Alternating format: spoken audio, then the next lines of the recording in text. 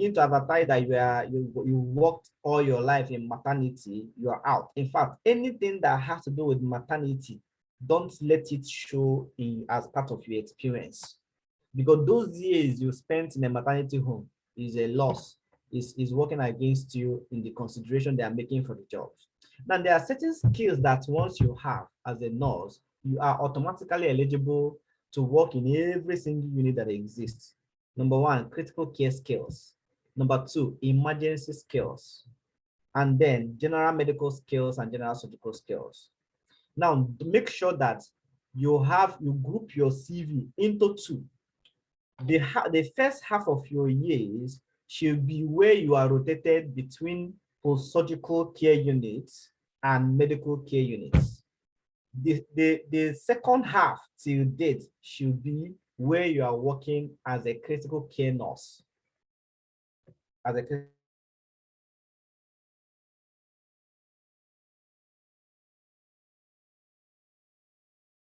care emergency nurse, but between just go to stop as a critical care nurse in ICU or in what do you call it again?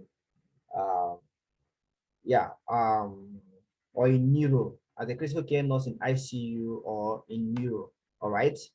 So critical care nurse can work in ICU, they can work in neuro unit, they can work in cardiac unit. So it's a critical care, high care, all those high care units. It does not have to be true, because the truth is that nobody is going to leave UK to come to Nigeria to begin to look for whether you work there or you don't work there. What you need to ensure is that you have a registered nurse that has a good profile that you will put as your HR or your supervisor. You're not going to tell the person to provide proof of being your HR. They'll just send the person a link to confirm that you are so and so person and you have all the experiences that you say that you have. What is speaking for you that you're actually looking at your license to make sure that the years that you say that you have experience correspond with the year you started working as a nurse. So if you start claiming that you have experience beyond when you qualified, automatically you're a liar. You already killed yourself for that consideration. So your chances of getting the job, even when you are working with an agency, your chances of getting the job starts with, you have to present a CV that somebody will see. I'll be like, wow, I want this. I want someone that can come into their system and the person will adapt. You understand? Then your personal statement should also put you as someone that is interested in learning. You should be talking about you possess good clinical communication skills. You should be talking about certain things that can boost human relationship. That can show them that you understand about patient safety. That can show them that you have basic life support and advanced life support skills. Your leadership responsibility and your political role does not impress anybody. They are not.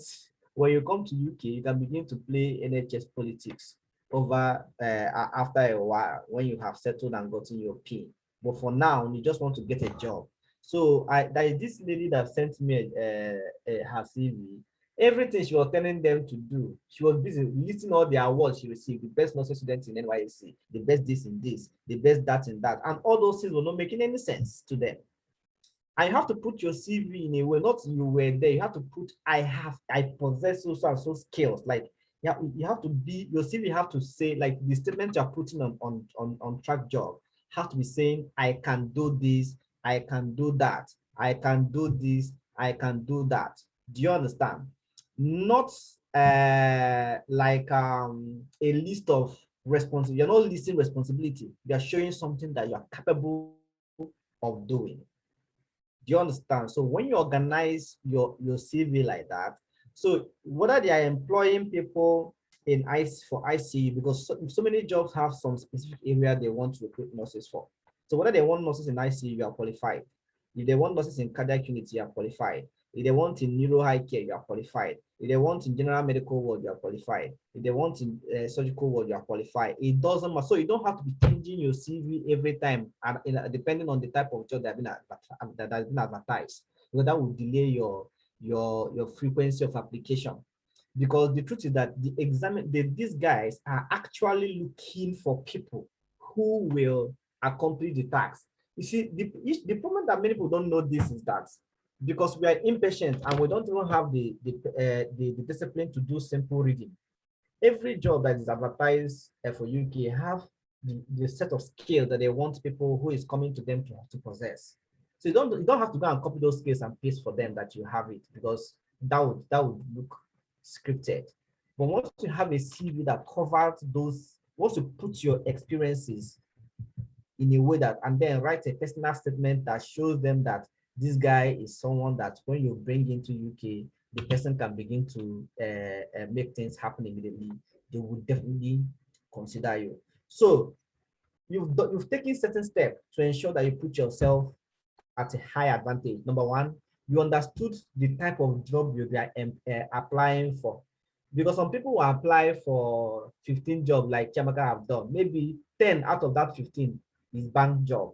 The remaining 4 is community job. Is only one staff nurse that you applied for. And maybe the hospital you apply for, they didn't even get your CV. It's possible that you even apply for a job and they've already selected the people they want. All you just get is they will just send you a mail that unfortunately you did not make it this time. You should apply next time. It's not a more that they must get your own CV.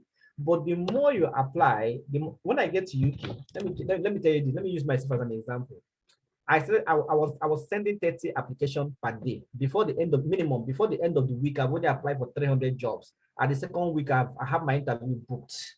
And before the end of the second week, I've already passed my interview. The next day, they called me and said I've gotten my job. Took me 2 weeks to get jobs. I have a friend, she's in Somerset, so she got her own, like she started applying November, she started applying end of November, she got her job first week of December. By third week of December, she's in, so, and if you really want this as hard as you say that you want it, I mean, she was doing double shift in Lagos last year so that she can be able to earn up to 120,000 naira in a month. As we speak, since she left, her paycheck last month, what she took home last month, is 2,500 pounds after tax. So when you consider 2,500 pounds after tax, multiply it by 685,000, she's making 1 point something million in a month. That is like she has made much more than her annual salary in a single month. That is take home. So you want something like that. Even if you are the CEO of a teaching, even if you are the chief nursing officer of a teaching hospital in Nigeria, you can't smell it. And she's still a band 5 nurse. It's just that, as a surgical nurse, she works mostly on weekends, and they are getting her to cover a whole lot of period when people are not available, and all those things accumulated to her pay. And there was a month that she even got as much as 3,000 pounds. Sometimes it can be just 2,000 pounds or so. But the thing is that you're already in the league of high earners. It doesn't matter what you do in Nigeria. I don't think that any nurse in Nigeria can boost, unless you're working in an oil company. And most jobs you get in oil companies as a local, you are earning 500,000. So if you're earning 500,000, highest you earn at the end of the month, you can save 200,000 or 300,000. So when you save 200,000 or 300,000 in the UK, is a month that you've been extravagant. You just busted money and have your life, and you didn't care about saving, and you didn't even do any extra shift at all. What I mean by extra shift in the UK, your official working hours is 10 days in a month. You still have 20 days to decide what to do with. So if you use that 10 days, the remaining 10 days in the 20 months to work, you've earned as much as what your official employment has already given to you, and you still have another extra 10 days to rest. But sometimes Nigerians, where they overdo, they will work and work and work and work and work and work, and things will not make sense. So now, if you want to have access to this, because this will really give you a foundation, you can begin to now do your degree or your master's, or do other things outside nursing that you want to do, learn skills, travel around the world, start a business, develop yourself, because you already have the seeds, or become an advanced nurse practitioners. In my unit, you have plenty of advanced nurse practitioners, and they are doing fantastic jobs at a higher level. You will not understand the role until you cross over. I've known about them because as from Lead Nurse Africa, I've been interacting with advanced nurse practitioners. So there are stages that you can practice in nursing to the very, very, very highest level. And that is a goal that is worth it. So you cannot claim that you want to come to UK to change your life, and you are spending most of your energy in Nigeria in activities that you want to escape from. It does not make any sense. So now let us recount the steps that I've told you. Number one, you have to know the right job to apply for. Avoid bank jobs, avoid community jobs. Do not apply for band 6, band 8 jobs. Apply for only band 5 jobs, band 5 staff nurse jobs. That is number one. Number two, you cannot be applying for one job in a day. You have to be applying minimum 20 jobs in a day. It's possible because you just have to like keep clicking, select this one, submit, select. What I usually do then is that whenever I'm done working and I want to rest, I'll just pick up my phone, I'll just be selecting. Just select, submit, select, submit. Within 2 hours, I've already applied for 20, 30 jobs. All right. So then number three, set up your job track account very well.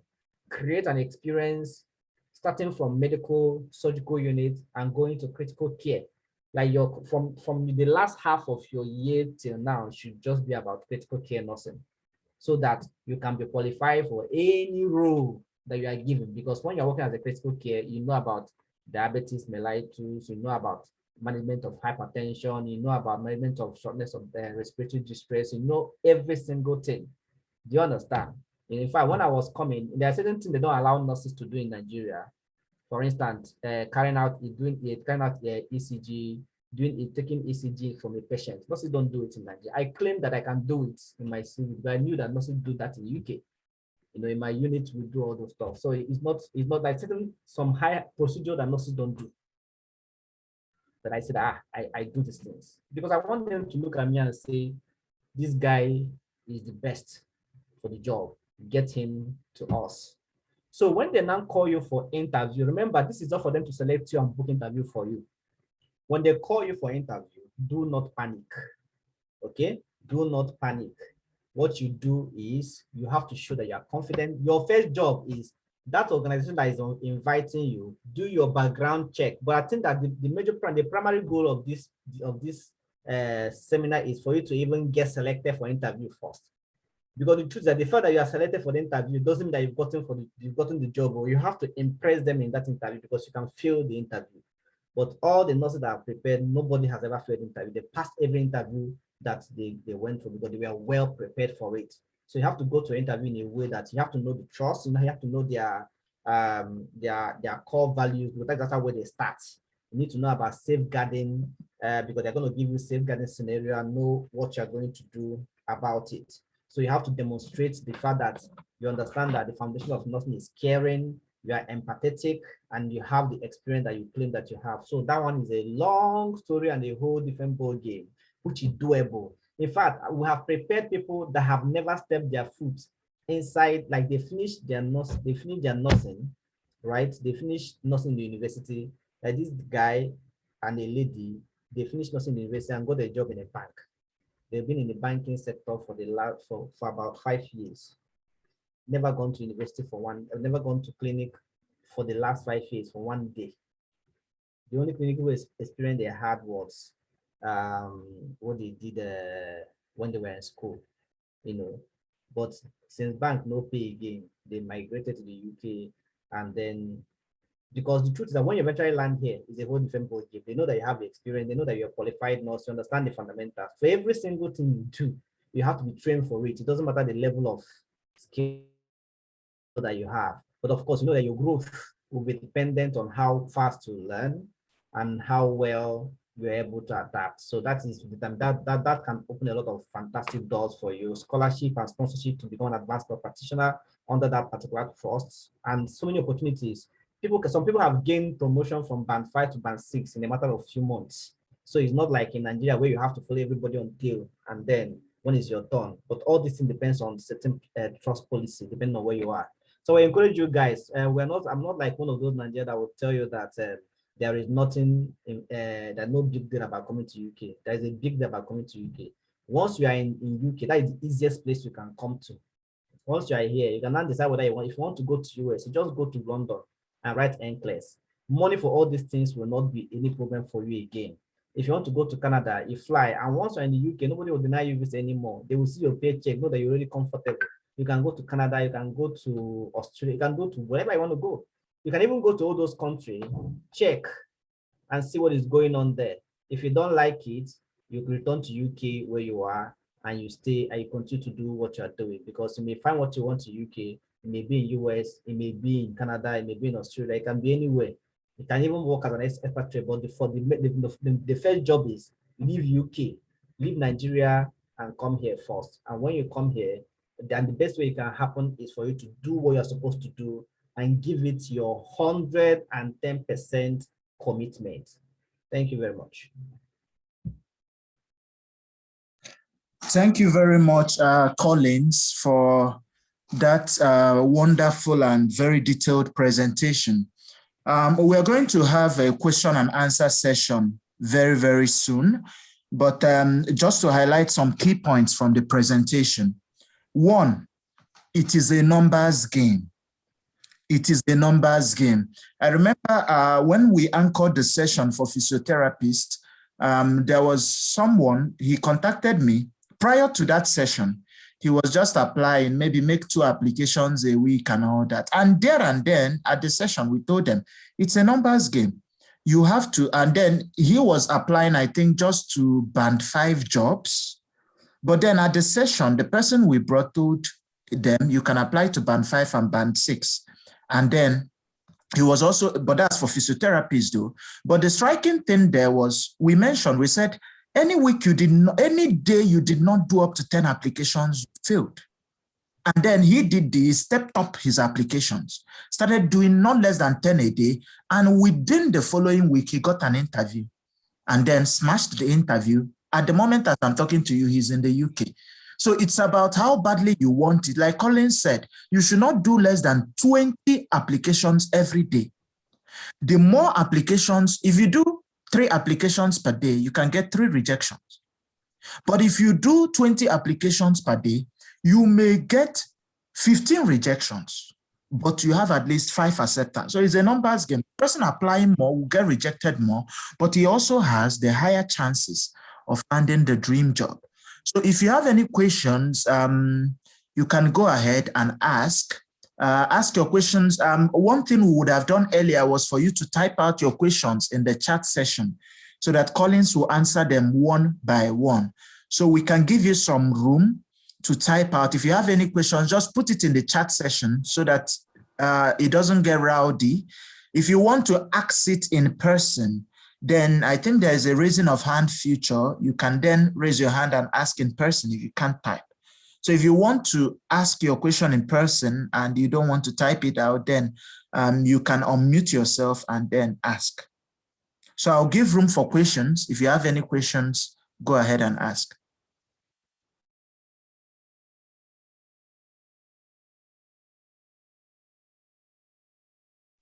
Okay, someone is asking, what is the site for applying for jobs? I delete. Okay, Collins, let me send the link to them. Okay, so essentially there are some sites. There is the NHS job site itself. It's Wheels. I've seen your raised hand. You're going to ask shortly. Okay. Yeah. Just there's first NHS job sites. There is that, but this there is track jobs as well. This track job is the most effective. Okay. When it comes to application of jobs, you know, most people before. You most likely get it faster through track jobs. Okay. Through track job and NHS sites for employment. Okay. That Indeed, please, you guys will leave Indeed alone. Okay. Indeed work mostly for those who are already in the UK. Yes, yes, definitely. Not for those who are working from outside. Like if I want to get a bank job now outside Southampton, I can just use Indeed to link myself up to one. That will give me bigger money because all those extra pay you more than that. So, but leave Indeed alone. Just focus on track job. In fact, this track job, you can focus on it and fire it every single day to give you everything you want. Okay. One of the advantages of the track jobs, for example, many people, when we talk about applying to 30 jobs, you think it's not difficult. Once you go to track job, you set up your profile, you set up CV, set up everything. So it's already automatic. So a job you like, you can like copy the other applications you've made, just make some modifications and send. So it's very, very easy. Once you set up your profile, it's already almost automatic. Within 5 minutes, you can apply to a job. And if you dedicate like solid 2 hours every day, you can get 30 applications in within that 2 hours. Okay, it's Wheels. Go ahead. You can unmute yourself and ask your question.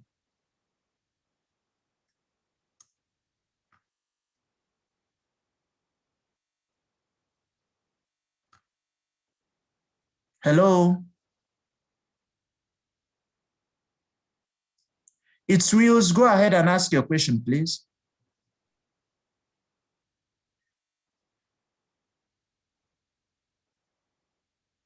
We are not hearing you.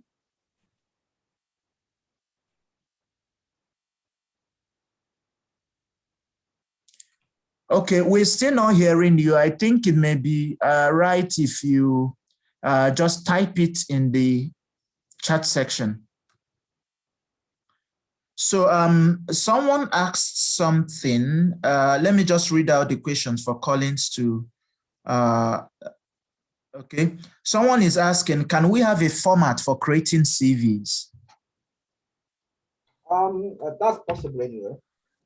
Okay, so maybe a sample format, but then the issue with some Nigerians is copy and paste. If they that's actually what I'm worried about, because yes, come out, once you give it to them, they just copy and paste and they spoil it.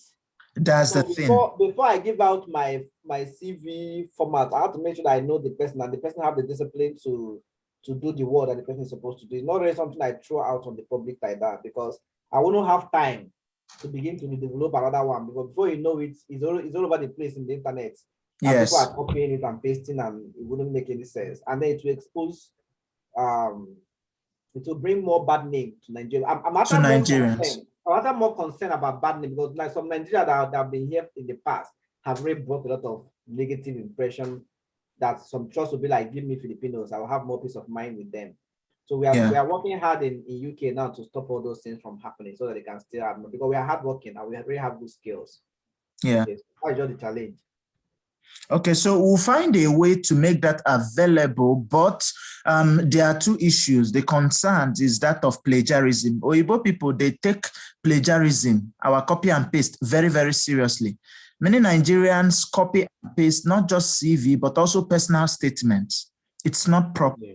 You have to do the work to tailor. The CV is meant to serve as a guide, to just guide you. You tailor everything. They cherish originality. So when you have a CV, it's just, you use it as a template to guide you, not to copy everything and paste blindly.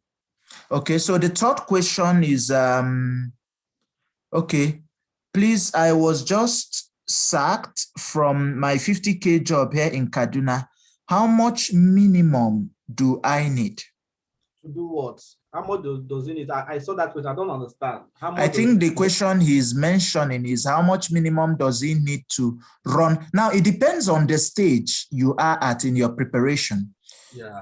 Talking about both IELTS, writing CBT, and everything. I think the last time we made a post on nursing, everything was around 300K. Yeah. That you need to write the basic exams and then qualify to start applying for jobs. So if that is what most hospitals, most trusts, when they employ you, some of them pay for accommodation, pay for flight tickets, and even refund some of your exam fees. So we're talking flight and everything is not included, but I think you can come up to writing. You know, people are often afraid of that. Like when I came to England, they told me to buy my flight ticket. I paid like £410. Yeah. My British Airways direct flight. What they give me in return is £750. Imagine. They paid my 3 months accommodation. Imagine. They refunded my money for IELTS, CBT, and first NMC registration. Paid for my OSCE. In fact, the first 3 months you will stay here, your account will make you very, very, very happy. You know, happy. You have little expenditure to take care of. So that will help you from this 4th month. You can handle yourself well. You know, so that's it. So, but the thing, even when you are making 50, the truth is, sometimes people come to, you want to go to UK, there have to be sacrifices that we make. Yeah. So if you're earning something, you have to tell yourself, you know what, I'll be saving 20,000 naira every month, take it aside, or 10,000 naira every month, so that when it's complete for IELTS, you write IELTS, then you start your NMC registration, you do that one. You know, it's step by step. All this money is not what you pay once, okay? So, but you have to find a way. Talk to people, talk to relations, talk to friends. But you need to get yourself ready first, not getting the money. Because if you get the money and you cannot pass IELTS, or you cannot pass CBT. Or okay, CBT, that one is you can pass it, or maybe you fail IELTS. Some people are writing IELTS for 10 times because they are racking brains. If you train yourself and you write for the first time and you fail, you don't have, you can't just start training yourself to write the second one. Find someone to train you and make sure that you have trained people that already passed, you know. So that's the way it works. Okay, with regards to this issue, because one of the rate limiting step, by rate limiting step, I mean the critical step you need to pass before you begin your journey is IELTS. Now, this IELTS was a very big issue. And on our group, we've created a 4-week masterclass. Now, this 4-week masterclass, currently the May masterclass is on. Registration for normally once we start the masterclass for the month, it's 4 weeks, Monday to Friday, 7 p.m. to 9 p.m. You know, but then sometimes weekends, the tutors, we have amazing tutors that are doing very well. Some members of our group are already in the masterclass, so they can testify. I'll post the Telegram link so that you can, if you've been failing IELTS, you shouldn't have any business failing IELTS anymore. So and the masterclass is very cheap, just 10K. And for 4 weeks, you will be drilled and trained to succeed. So, I'll post the Telegram link as well. Okay, we've answered the question about Indeed helpful for applying for jobs. Like Colin said, Indeed will help you more if you are on ground in the UK. So you can apply for bank jobs using Indeed. But if you are in Nigeria, there is only one main site you should be frequenting, and that's Track Jobs. For a backup, you can be applying at NHS Jobs, but Track Jobs is the number one. Then somebody said, can you give us a rundown of how to go about NMC UK registration verification and in a stepwise order? Now, like I said earlier, we have broken this step down in a post in our Telegram group. I'll post the link. Once you join the link, I'm going to repost that step, everything you need to know from the beginning, from writing IELTS down to your relocation and starting work. So we've made that post to break everything down. So that stepwise manner, we'll post it there. Okay. And I think Collins have also gone ahead to answer that. Someone asked, I've had an interview before, but I failed. Can we have a training on interview session so that I can ace so that it can help to ace subsequent ones? The thing is, I cannot guarantee that I will bring you online and going to train you, but let me tell you the few things that will fail you in interview. Most Nigerians come to interview and they will begin to do like all these children that they are doing dictation in morning assembly in primary school. Do you understand? I mean, you are saying in your CV that you have 5 years experience. You can't even have a common conversation with people. They will be like, what can we do? Hey, if I'm in that situation, what are we doing? Blah, blah, blah, blah, blah. They can see the tense. You're not speaking like a professional. You don't have the confidence. You are panicking. So the moment you are afraid of failing the interview, you can actually fail it. The fear of failing it will eventually make you to fail because you begin to memorize what you want to do. You want to present a scripted answer. Once they sense that your answer is scripted, you are gone. You're finished. What you tell them, you are finished. So as you just have to put yourself in a clinical scenario. Talk about your experience. It mustn't be up to UK standard. You can tell them that here in Nigeria, what we are used to, we do this, we do this. But just make sure that in everything you are saying, the foundation of your answer is carrying empathy and caring under that empathy and caring under too. and your Okay. understanding of putting patient first in everything that you do. Do you understand? Your understanding of safe medication, your understanding, because some of those things that you read in Nigeria, when you come to UK, you actually be practicing it as like, when, for instance, you read it when you are in university or nursing school, they will tell you that before you serve a patient drugs, you have to make sure that it's the right patient, the right amount, the right dose. Before you give a patient drugs, I mean, I can tell you about my unit, you must make sure the person will have to confirm the name and date of birth, and you have to reconfirm hospital number. Even every single, like if you are serving the drug 4 times in a day, you will reconfirm all those things 4 times in a day until the person is discharged. So some of those basic principles of safety, you have to demonstrate that you know is safeguarding. You need to understand. You can go online and read about safeguarding, demonstrate that you know. And then you are going for interview, you don't know the value, you don't know the core value of the person that invited you for interview. So you've not even done your due diligence of carrying out a background information. Yeah. When I ask you what is our core value, you say you don't know. It doesn't make any sense. In fact, I tell my students, you are doing your interview with your laptop, open your phone, make sure that you are looking at their core value, because they're going to tell you what does it mean to you. So you're going to, you should be able to connect their core value to your experience and tell them that, for instance, I work for University Hospital Southampton. So one of their core values is putting patient first. Okay. So, and then when they ask me about it, what does it mean to me? Well, like it means everything, you know, because the patients are the reason why we are in the healthcare environment. And then looking at the economic pressure, it is easy for us to be distracted from our primary reason. But when we put the patient first in everything we do, we can be assured that the quality of care is maintained, and then that becomes the foundation for our healthcare innovation, the foundation for our healthcare leadership, the foundation for our from our health economic decisions, so that we can, you know, be the kind of professionals that create an environment where people can have access to quality, affordable, and sustainable healthcare services. Now, people want to hear you sound intelligent, and they'll be happy. Yes. Like, I like this guy. Do you understand? So, but when you begin to, you cannot connect some of these things, and you're not speaking like someone that have confidence. Confidence means a lot to them. You cannot function well in clinical area. Because when you come to UK, the people you are taking care of, doctor can confirm, they are highly educated. Your patients are actually very informed. They know their medication more than you do. They've read up everything. They are highly enlightened. So if you don't have confidence, you will just panic and make some terrible mistakes. So these are the basic things that can make you to fail.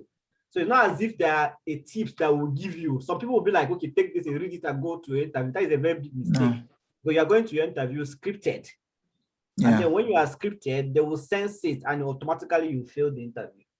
Yeah, another thing that helps with the interview is, one, you have to be in charge. Sometimes people come to interview and you panic. The reason they invited you for that interview is because they want to hear from you. So you have to take charge. Some of the basic things, one, network. Many Nigerians, you are having an interview, your network is not good. And I've seen someone, you know, because sometimes some of us here that are already, Nigerians are already working. I had one of the medical radiographers I brought on the platform. So he helped, after everything, he helped one person on our group to get an interview in his hospital. And on that day, this girl's network was a mess. He waited and waited for her to connect. She would connect and disconnect, 30 minutes, 1 hour.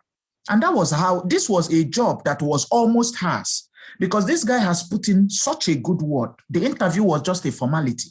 And that was how she lost a job, because of poor network. So don't allow your village people to win over you. Don't. On that day, whatever you need to do, if it is to go and lodge in a hotel the night before to use their Wi-Fi, this is why Yahoo boys sleep in hotels, because of the Wi-Fi. They stay there. If your internet is crucial, secondly, you have to look good. You have to look very presentable. Dress well, okay? Dress professionally. And then these are the basic things. Thirdly, make sure, say, you chop something. You understand? Not something very heavy, but at least you should have some glucose in your head. not very tired and very drowsy, and you are just sounding off point. So, one, you are going to be nervous, granted, but also tell yourself that there is something you have. Out of a sea of applicants, you were among the privileged few to be invited for that interview. So it means there is something they want to hear. Now, the fourth and the most important thing I think you must do to ace an interview is to learn how to tell good stories. Yeah. Learn how to tell stories. Now, when I mean stories, I mean your patient encounters.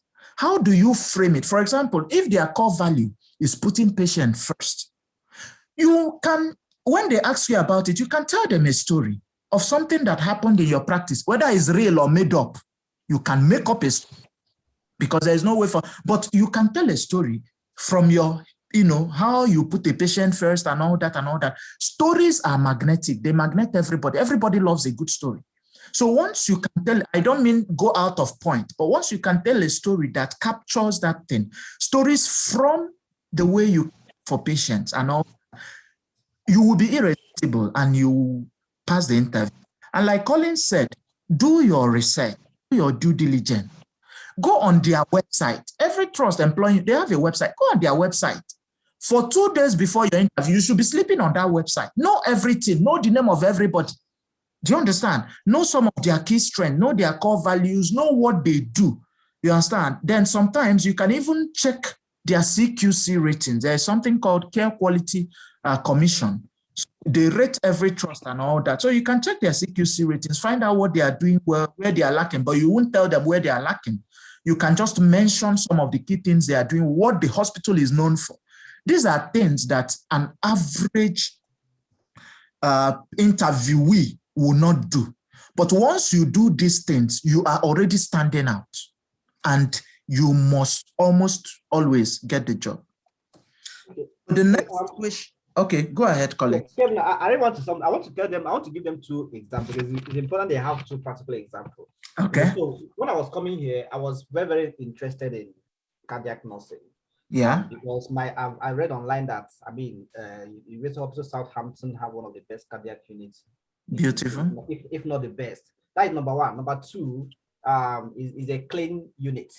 So I wanted to work on this, can allow me to run my business and with ease, and I wouldn't want to have any issue.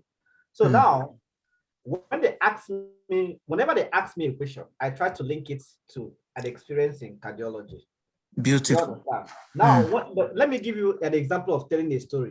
In the terms of patients first, all right? I told them that, okay, let me tell you this story, that I had a patient in my teaching hospital who is a child that needed blood transfusion. But unfortunately, the parents are Jehovah's Witnesses. That normally, the official policy, that normally, that it is generally believed that once you have families who are Jehovah's Witnesses, you do not interfere with the way you take care of their, with editing blood transfusion. But knowing that this young man is my patient, I felt that there is need for me to advocate beyond what we are capable of doing or not doing as an institution, but to also to be an advocate between him and the parents who have the power to give consent for him to receive the care that he needs.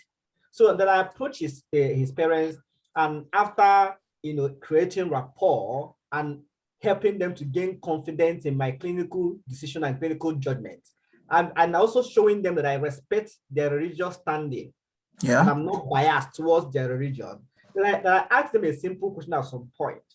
I look at them and ask them, would they really want to lose this young man? And they said no. And I told them that, do you think that if he has an option to receive blood transfusion or not, what choice do you think that this young man would make? And they kept silent. I told them that I am not saying that they should tell him to commit sin or to do anything against their religion, but they should put themselves on this young man's shoes. If he wants to receive this blood transfusion, and then he knew that is the only thing that will keep me alive, and he's going to do it, why don't you let him have that choice of making that decision? Because knowing that if he don't do it, he may die. So that when he became an adult, he still have chances to refuse it because of his faith conviction, and then whatever happens, he can be responsible for the decision that he made. And that was how the parents were able to allow this young boy to take blood transfusion against what they would normally consent to. And the young man recovered. And they were like, wow, fantastic. Beautiful. Like when I was hearing that story, everywhere was silent. They and this thing didn't happen anywhere. Exactly. It doesn't have to be real. Just tell something compelling. Sell yourself. Yeah. You dare market, sell yourself. But the truth is that a week, immediately I knew that I have an interview, I had a week to prepare for it. The only thing I was doing throughout from the day I got the invitation to that week was visualizing myself in that interview, playing with them. Then another thing is that I told them that I started giving them their rating. I told them that the University of Southampton is rated 5th in the world in nursing. Beautiful. And is rated 3rd in the world in cardiac care. That there is no way I am not going to University Hospital because I'm already seeing them as my mentor who will help me with class nurses. And they were like, "No, Collins, we'd love to see you. This is kind of beautiful." So it is an interview is pure marketing. You have to sell yourself. And then another thing is, I think one of the problems many Nigerians have is we don't see every interview is a do or die affair. Yeah. For me, I take every interview as a do or die affair because that interview is the only thing stopping you from the life of your dreams. You are just one interview away from relocating to the UK. One interview away. So you cannot get that opportunity to be invited to an interview and you mess it up. You should not.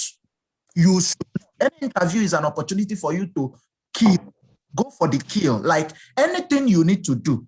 Even if it means in your job, if your job is not allowed, you need to prepare. That is the biggest problem. Many times we don't prepare.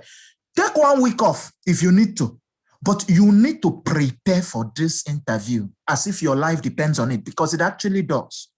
All right. And it's going to, if you get a job in the UK, believe me, you're coming on a Tier 2 visa, your relatives, your wife or your children, everybody is coming with you. So why will you miss such an opportunity?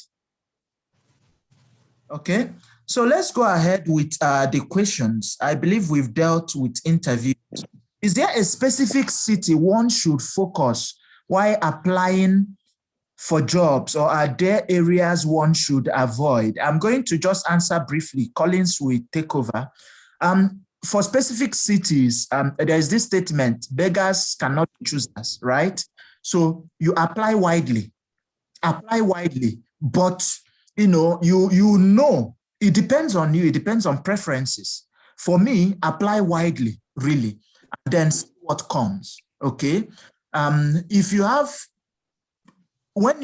have a lot of offers or a lot of offers for interview, you can now choose based on, personal preferences or things like that.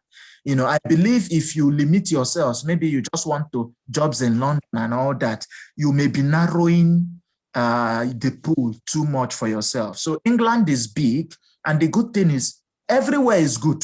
That is the honest truth. Most everywhere is good. It's well developed. It's not like Nigeria. The place I work is Monsley. It's more like it's a small town, all right? But as small as it is, it has everything. The accommodation has everything. So that is the thing. So I think you shouldn't limit yourself. Apply widely, and then, gradually hone in with interviews to places you want to go. Okay. Let me add to it. No, that is actually an important question, because I've seen Nigerians who are even yet to get past IELTS already making preferences about their choice. I don't like this place. I don't like that place. You should like what you need to do is to get yourself in the UK first. You can always move from one place to another. I will tell you that we'll put you on probation for 3 months. Accept it. Accept whatever you can accept. I will give you Tier 2 visa. Because once you come here, it just takes you a while. Because that offer that is coming to your table, if you reject it, you don't know when you're going to get another one. Exactly. But once you're already on ground and you get your PIN, you can actually turn and tell your trust that, you know what, for personal and family reasons, you want to relocate to Somerset or to Southampton or to Liverpool. All you have to do is, or to London, any amount of money they have given to you as a support, you pay them back, or which will be easy for you to do. Even that London, that people are London, like I have so many activities to do in London, but UK is not like Nigeria now. Anywhere you are, Yes. if I use train in 1 hour, you're already there. Yeah. Or highest 2 hours. My from Southampton to London by road, if I drive, that is 1 hour, 10 minutes. I'm already in London. It's like me moving from Ikeja to Lagos Island. Do you understand? So Yeah. it's not something, and even to start your life in London is not even easy, say, because the amount Yeah. of money, what you used to live in a bunk in London, I used to live in one-bedroom flat in Southampton. Yeah. So just apply for any job, anywhere you get it. Everywhere in UK is fine. There is no place that will not give you the quality of life that will not make you realize that what you'll be doing in Nigeria is existing. You're not really living here. So everyone is fine. Just apply. Just apply. Okay. Are there areas one should avoid? Why are you don't have any Why choice? do you want to avoid? The only place you should avoid is Nigeria for now. Just avoid Nigeria. There is no kidnapping anywhere. You can in the middle of the night, 12 a.m. You can travel anywhere. Accidents don't happen here, rarely. You understand? So the quality of life is unbeatable. So I think you should apply everywhere. You understand? Apply everywhere. Don't limit yourself. Kelvin, let me tell them this. Sometimes the people don't really understand. This UK is a society that organizes themselves in a way that since I came into this place, I've not seen poverty. So people have to choose. Their citizens have to deliberately choose to be poor for them to be poor. Because even the person when they clean your compound, go park his car. For you to employ someone to do anything, you have to pay the person a minimum wage. So everybody is comfortable. There is no need for someone to pick your phone. Do you understand? So the main issue is even that their citizens, even when they choose to be poor, cannot be poor. Do you know? Even be poor. Most of them are on benefits. They get almost 1,000 or 2,000 pounds for not working. For not working, they are not. They don't. Why do you think they are looking for people, doctors, nurses everywhere? Their citizens don't want to. Cannot spend 6 years and say they are going to read medicine for what? When you can house and be playing game, and government will be paying you 2,000 pounds every month, paying you accommodation. Do you understand? So that is the conundrum. But the most important thing is just know that leave Nigeria. The only agenda you are doing this thing is not about the type of job you get or where you are going. You want to leave Nigeria. Just focus on leaving Nigeria. Every other thing, when you come, will fall in place. You sort it out. Yeah. Just leave Nigeria. Okay. What do you look out for before signing a contract with regarding to terms and conditions of the job? Any contract they give you, sign it. Leave Nigeria. At all these questions, just sign the contract and leave Nigeria. If you come here and there's an error in your contract, you can begin to correct it and sort all those issues. I cannot begin to address those. If you're in the UK and you're telling me this thing, maybe you come and visit your uncle and you have a 6-month visa, you already passed your IS and CBT. I can give you all this guide, knowing that you can easily walk into any trust and do an interview and get a job. Yes. But when you're in Nigeria, you don't have the luxury of asking those questions. Okay. And these guys, they cannot cheat you to a level that will put them under legal issue. This is a place where law and order works. They can't cheat you more than Nigerian politicians have cheated you. So there's nothing to fear. Must one pass IELTS before applying for those jobs? You can pass either IELTS or OET, but that is the first thing. You have to pass the IELTS. You have to do at least the CBT 1.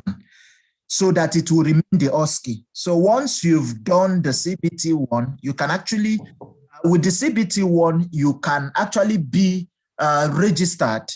You will be a pre-registered nurse with the NMC. And then what we are just waiting for is the OSCE, and then for you to get your PIN. So the OSCE, most people that come here do the OSCE from here.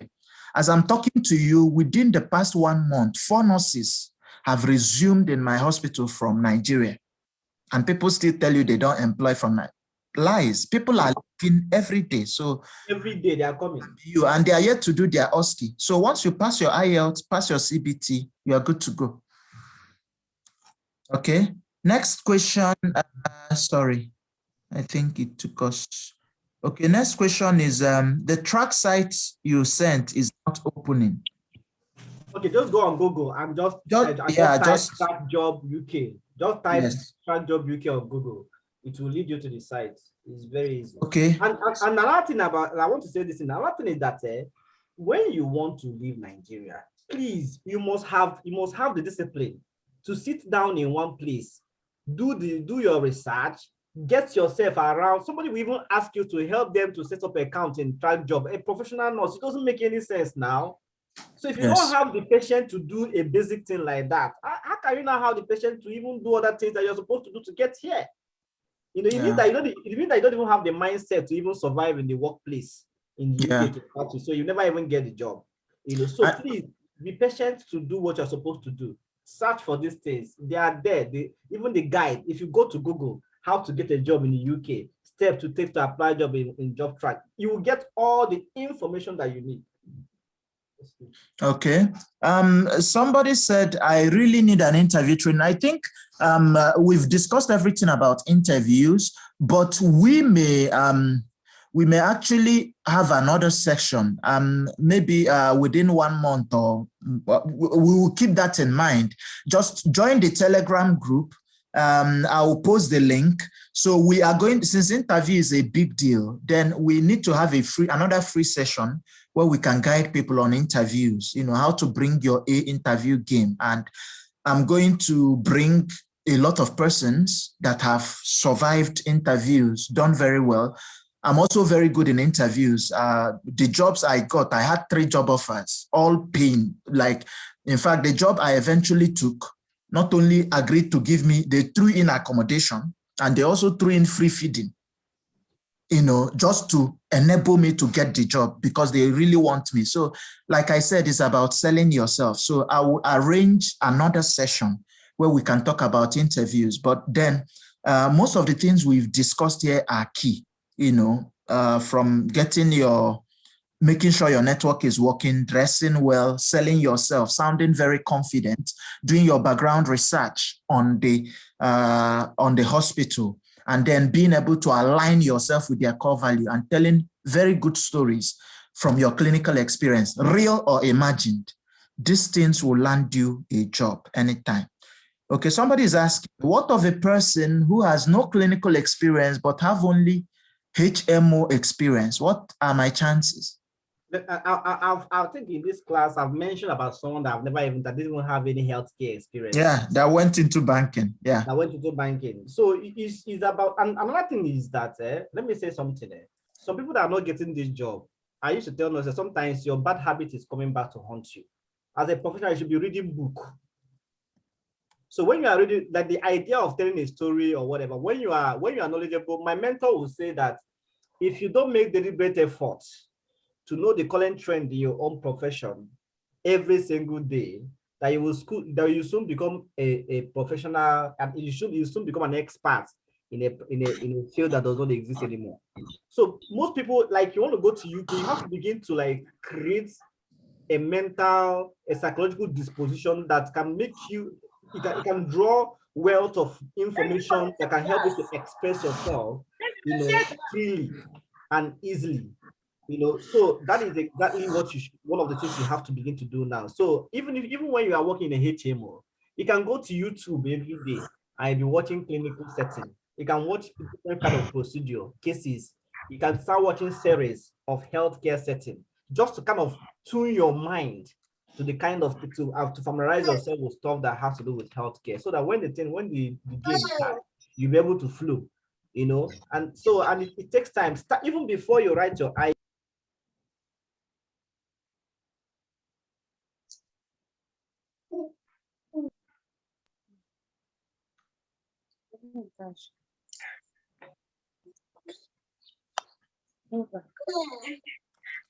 Please mute yourselves, everyone.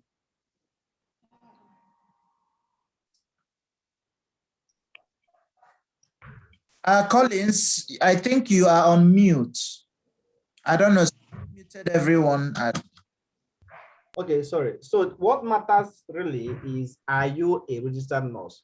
Once you are a registered nurse, you are good to go. Once you're a registered nurse, you are good to go. By registration, you mean registered with the NMC, right? NMC Nigeria, registered with Northern American Council of Nigeria. And then NMC. Yeah. Okay. Okay, we're still on the questions. Somebody is asking, is it advisable to apply through an agency or directly to the hospital? Okay, what I will tell you is that there are still agencies that are still considering nurses. Sometimes I get some emails and I share it. So if somebody come and tell you that I can help you to go to UK, give them your CV. Whether it's agency or you don't have to restrict yourself. Like what, as I said before, you just need to leave Nigeria. Okay, so if someone said, I know an agency that can take you to UK, don't say because that Collins and Kelvin say they are no longer employed nurses for UK. As long as you are not paying the person money to bring you to UK, because you may be scammed. There is a nurse that spent 650,000 naira for someone to help her to come to UK. Imagine. It didn't happen. You understand? Which is better between either NHS or care home? It depends on what you want. You know, all of them are better. Sometimes people will tell you make more money in care home, but all this, the way you make money depends on so many factors. So I think all you have to do is just to get yourself in the UK. When you come here, you can switch to whichever one you want. Okay. Someone is asking, I think the Wheels, he said someone scared him and told him he needs 2 to 3 million naira. Now lie. Okay, just once you write your exams, one of the things to look out for, you see, anybody that has started asking you about money, you don't need to pay anything to anyone. Even the agencies will help you free of charge. It's free of charge because agencies are getting paid. See, they need to understand is that whenever a UK employed one nurse, they are saving themselves £60,000 per annum. When they employ, so they're actually happy to employ you. So the agencies that are helping them to employ you are getting paid as much as £5,000, £4,000 per month. So why would you be paying them? Yeah, so you don't need to pay the agencies, please. Everything has to be free. And the same thing applies to, and that is what we also do. When we help people to find admissions in the, UK university, you don't need to pay. You don't need to pay. That is the first red flag. Whenever somebody is asking you pay, unless it's for a service. For example, the IELTS course we are doing, it's or you are paying for somebody to help you find scholarship, or you are paying for somebody to help you find a PhD. You are paying for the service, is different.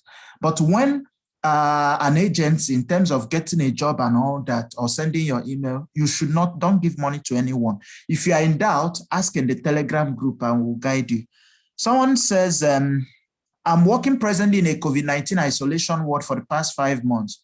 Hope I can get a job in medical and surgical ward. It doesn't matter where you are working now. Exactly. I've explained these things. All you have to do is organize your CV. Your CV to cover that you've had social experience in medical and surgical experiences. And then the last 2 years of your experience, or maybe if you are 2 years old in nursing, the last 1 year or more, but all your current experience should be in critical care nursing. Okay. You understand? So put your CV in a way that you are qualified for all the jobs, all of them. Okay. So I think the same person is asking, can I book my tuberculosis test before getting a job offer? Because of the close dates are booked. You can't do it to, I beg, because all those you have expiring date. You've not gotten a job offer yet. So once you get a job offer, you can book your passport. Like in Lagos, it can only take you like a week.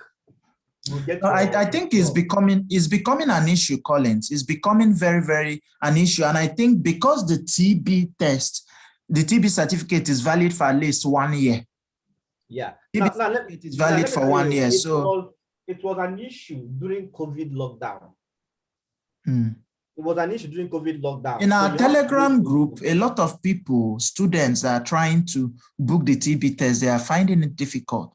But I think it's eased up a bit. Honestly, there was a website. The website was not going. So it was giving a lot of problems. So if you anticipate such a problem, I think one of the things that can help you, because that TB certificate is a rate limiting step without which you get your visa. Do you understand? So you can go ahead. If you can even book it in Faith. Go and have your TB certificate, and then it can even ginger you to, because once you make such a commitment, it means you're almost on your way. You're already prepared for your visa. You're just waiting for your certificate of sponsorship, your COS. Okay, so it can ginger you. So if you can do that and hold the certificate. It's not going to expire soon. It's just within 1 year. So you are good. Please, do you know about Royal Free Hospital in London? Do you think they employ nurses? Because I understand it's a very big hospital. Do you know about the hospital? All these guys, like all the London Trust are big boys, so they hardly, if you're targeting them, it will be very difficult for you. They even they prefer to employ people who are already in the UK. Working in the UK, yeah. Who are already working in the UK. Sometimes when they employ, they put you at internship level for 1 year before they can bring you up. But why would you even want to see? Everywhere UK is good. Why would you even want to go to London and start your life there? You know, that is the thing. I start hustling. I start struggling for one royal. Everywhere UK is good. There is no place that is bad. Yeah. I don't know, in Nigeria, you will not understand these things, but when you cross over, you understand. There is no place that is bad. Everywhere is good. Just come. Yeah, I think we've dealt with all the questions. I think we dealt with all the questions. So I appreciate everyone. Just quick ones. There are two things. One, at the moment, we have an IELTS masterclass. I've mentioned June registration is ongoing. And then we've also prepared a 6 weeks CBT course for nurses. Okay, you know the CBT format is changing by August 1. So we are going to do this course for just one session. So we want to capitalize on it to train people on the current CBT so that they can pass that. So if you've not done your CBT, join our Telegram group. I'm going to share the link, the person you are going to contact for the CBT. The course is starting next Saturday. So it's going to be a weekend course, Saturday, Sunday, for 6 weeks. We are working with people that are registered, people that are already nurses in the UK and nurses in Nigeria. We are collaborating with a lot of persons just to ensure that you pass your CBT. It's just 10,000 Naira, you know. So for 6 weeks, we are going to prepare you to write the exam. So that is on the side. We also have the IELTS masterclass for June. You know, registration is closing on the 7th. Class is starting on the 7th. It's also 10,000 Naira. So we've made this, that's for 4 weeks, Monday to Friday, 7 p.m. to 9 p.m. So we've made this services very, very cheap so that you cannot say it's money that is making you not to leave or it's money that is making you not to pass your exam. So I'm encouraging you to start taking the steps to liberate yourselves. A lot of people have expressed, some people may think, why, you know, wouldn't the UK get saturated? Why are you, some people have asked me, like, why are you moving everybody out and all that? But I must tell you something. The only way we can help Nigeria is from the outside. I must be very frank. The country, it don't spoil. One of the things that may happen, imagine if we have, like, there are about 5 nurses here in the UK from your hometown. What is even hometown? From your state. If there are 5 nurses in the UK from your state, 5 of you can contribute. Or even if there are 10 nurses from Anambra State and then some doctors, you can come together and contribute £1 million together. £1 million, as we are talking, is about 600, almost 700 million Naira. 700 million Naira can build a state-of-the-art hospital, at least a very good hospital in your area. It can build a school if you already have a hospital. So these are things. Most of the big healthcare is in shambles in Nigeria. And there are 2 things coming abroad gives you, which is why we encourage people to come. One, you're exposed to world-class skills. You understand how things are done in the Western world. You're exposed to world-class skills. And secondly, you get financial liberation. You are financially independent. You are no longer worrying about what you're going to eat tomorrow. Collins told a story of a nurse that was working double shift to make 120K, and her first pay home, you know, was 2,500 pounds, which is almost 1.5 million or more. Do you understand? That is what she made in 1 month. And this is something she can make in 1 year. We are assuming she will make it in 1 year because from that 120, by the time she pays rent in Lagos, money has finished and pays transport. So in Nigeria, most times you are barely surviving. But here in the UK, maybe the accommodation she is even in for that first 3 months, hospital is free. Hospital is paying for it. Maybe she's getting food for free. So you see, she can be able to save more. So this is why we are asking you to come out, is for you to be able to, most of us are first sons in our family, you may be the only educated person and all that. So your family is counting on you, and you are lucky you've done nursing. Nursing is in demand. So don't dull yourself. Use the opportunity. You can come, once you come into the UK, you can decide to go to the US. You can decide to go to Canada, but the UK is easier to come to. You can now navigate wherever you want to go. And then once you come to the UK, in 6 short years, you already have a British passport. I don't think you know what that means. Having a British passport means that if you give birth here, your children are citizens automatically. If with a British passport, you can travel, you can enter the US. You don't need visa. You just enter the US. You can enter anywhere and stay 6 months without a visa. So many countries. So nursing, being able to, it is an ultimate privilege. There was one day I made a Facebook post. I said, the most important course, the best course to study in Nigeria is nursing. You understand? And many of my doctor friends, they agreed. Most of them they came to the post there because the truth is, it's cheap, it's easy. You just do nursing school 3 years in Nigeria.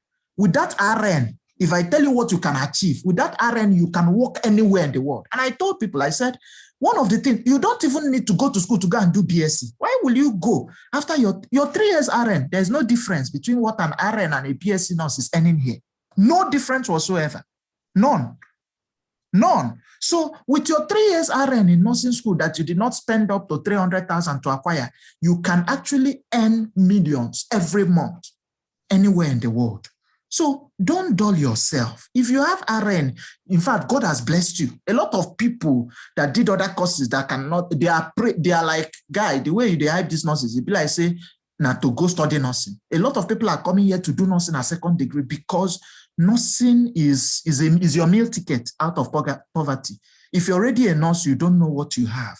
So utilize it, package yourself. If you're a doctor, for doctors to come out here and get licensed, you need to spend not less than about 3 million or 4 million naira because you have to come here, write the exam, do all the things. But nurses, you spend 300 and you're already here with your tier 2 visa working.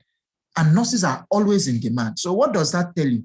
It tells you that you're already blessed. So tap into the blessing, position yourself very well, and allow the blessings of God to shower your life. Okay, so I appreciate everyone. Most importantly, I appreciate Collins for taking out time to do this. Collins have been a friend we knew way back in University of Nigeria.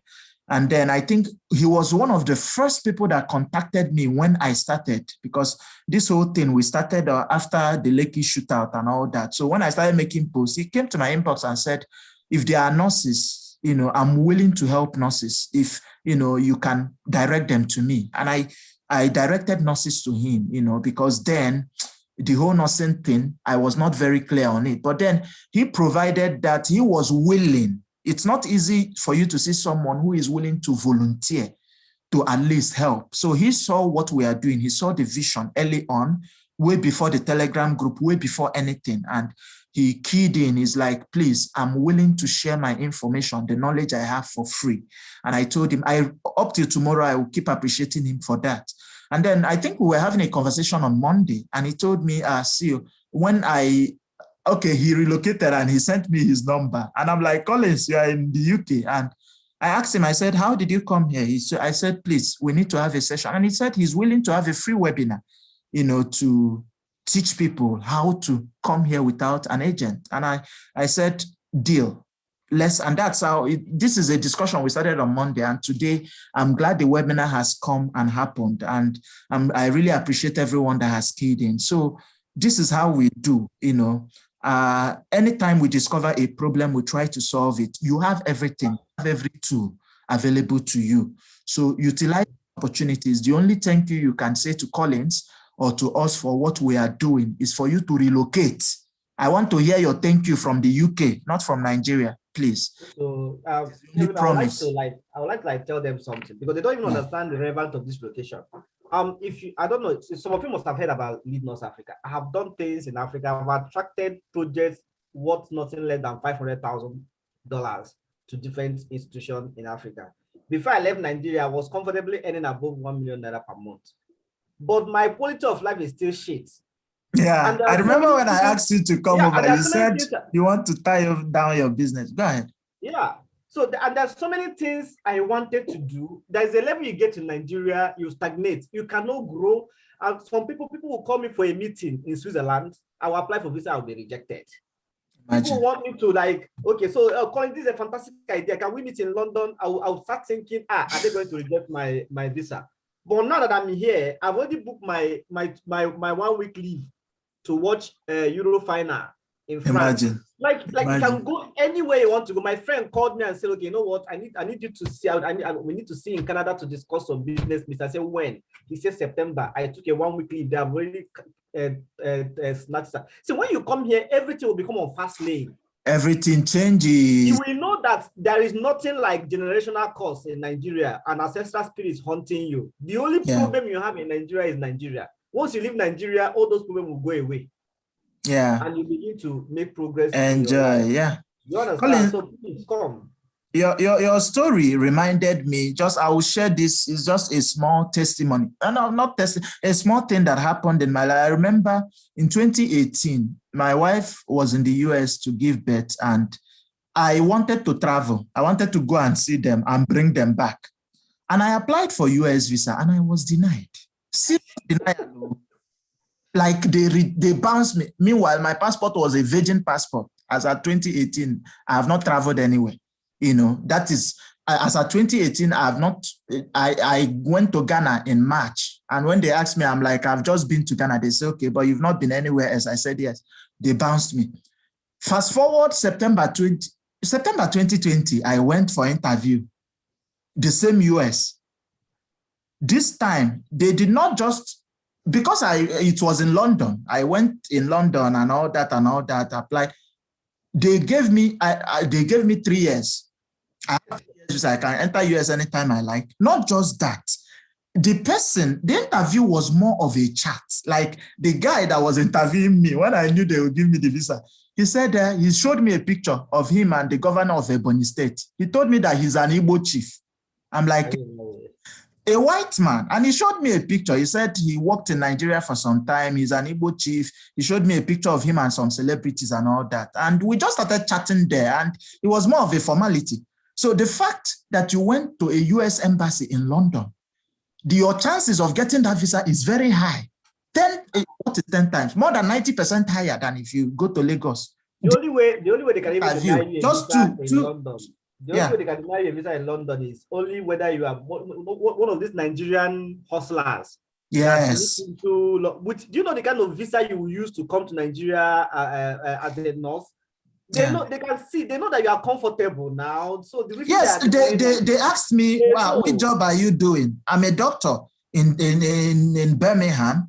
They know what doctors earn. You understand? Oh, your wife, she's a doctor in the US, you know. So it was straightforward. So what we are saying is, come over. Once you come over, it is a pathway. You honestly, your life will transform. You will not believe it.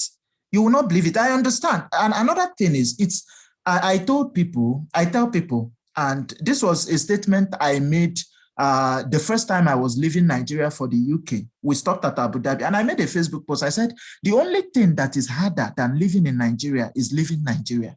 When you want to leave, it is very difficult. It is difficult to leave. I've seen somebody that had planned to leave, save money, or somebody died, and they used all the money he saved for burial. The family used all the money, asked him to bring the money he brought. They used it to bury the person. And then he's still in Nigeria. So when you want to leave, you have to make that determination. Once you determine to leave, please don't look back. I have not seen one person that left that regretted it. Not one. Nobody else. That regretted it. So don't have double mind. Don't start thinking. In fact, by the time you come here, you will realize that you were doing nonsense back in Nigeria. To be very frank, it's the only way to categorize it. Because how can you be working and killing yourself, and what you are earning cannot even, what you are earning, like somebody that is not even working here is earning what you are earning. So, you know, there is no, you can't compare. Here in the UK, healthcare is free. You can have a surgery, you know, you can have a liver transplant and you will not pay 1 naira. You can have a kidney transplant. You will not pay 1 naira. So why will people not live long? You see old people up to 100 years, 90-something years, because the healthcare is everything. So when I ask people to come here, I'm not asking you to do it for yourself. Don't do it for yourself. Do it for your children. You understand? Your children need free healthcare. Your children need free education. Here in the UK, public school, you don't pay anything. You don't pay anything. Education is free. So what is there not to gain? You understand? So please and please, we are here to encourage you. We are here to give you any guidance. We are here to help. So don't doubt yourself. All right? So I think, Collins, do you have any parting words? Any closing? So, yeah, you've actually said it all. The truth is that most time when people come online to begin to tell Nigeria this kind of thing, they become skeptical because the people that said it in the past, they use it to scam them. Yeah. We are different set of human beings. I think it's good for you to go and check our background. We don't really have any reason to start doing this. Yeah. You understand? And even when you hear Kelvin or maybe me telling you to pay so and so for IELTS, what you are paying to get those services is like cheap. It's just that because there are people that we're giving this responsibility. We're employed, yes. So I have 4 tutors teaching IELTS. So it's just a token. Do you understand? Yeah. And the truth is, there is no way you can compare. Like, I'm in Nigeria, I'm making money, but my quality of life was quite poor. What a friend of mine told me to describe the difference. They wanted to know what am I even talking about? What is different? I told him, okay, do you remember the time that whenever we're having a program, I'll be lodged in a co-hotel for like a week and company will be paying for it?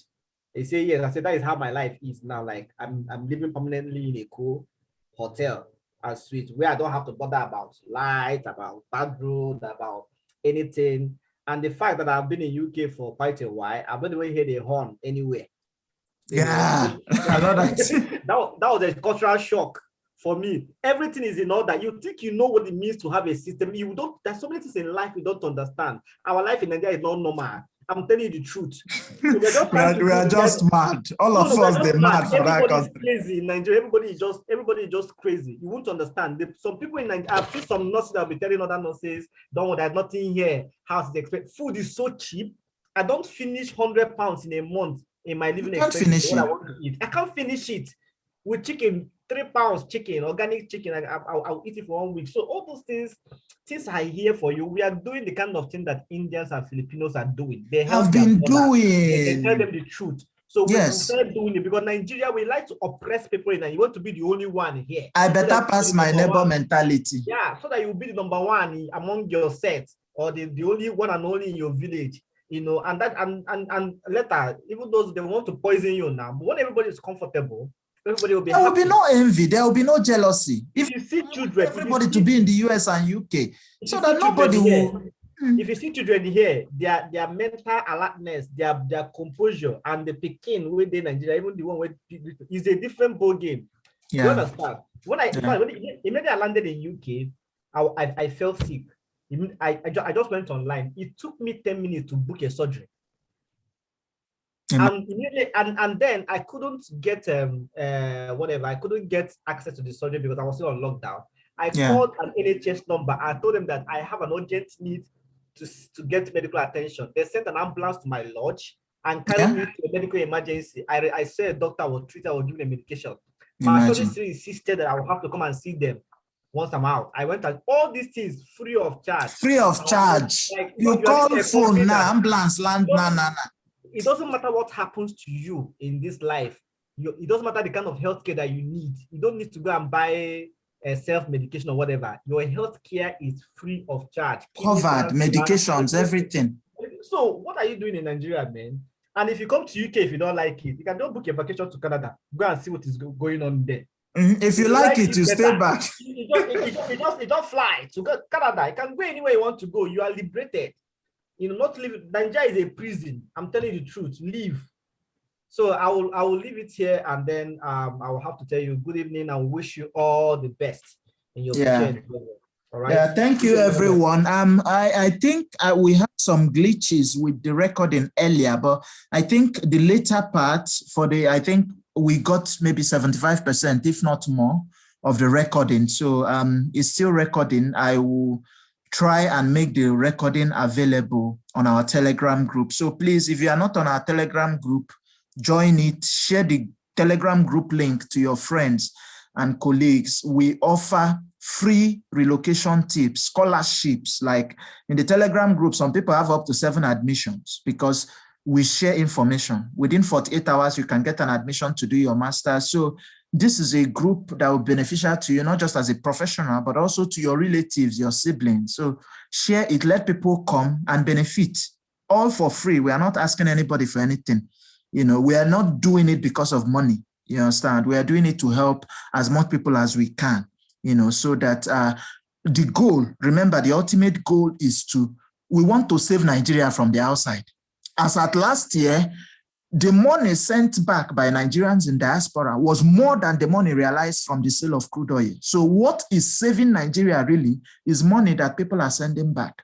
People tell you Okonjo-Iweala. If Okonjo-Iweala did not go to Harvard, if Okonjo-Iweala did not leave, many of the people, Peter Obi, all the people that left, that are big names in Nigeria, check all of them, they left at a point. You can always come back if you want, okay? But go and acquire that world-class exposure. You owe that to you and your children. So please take this information, very, very important, and share the good news. And we hope to see you on the other side. Thank you very much for everyone for your patience and for gracing this webinar. We really appreciate it. We'll make the recording available just to serve as reminders, and then we'll be there to guide you every step of the way. Have a lovely evening, everyone. Yeah, cheers.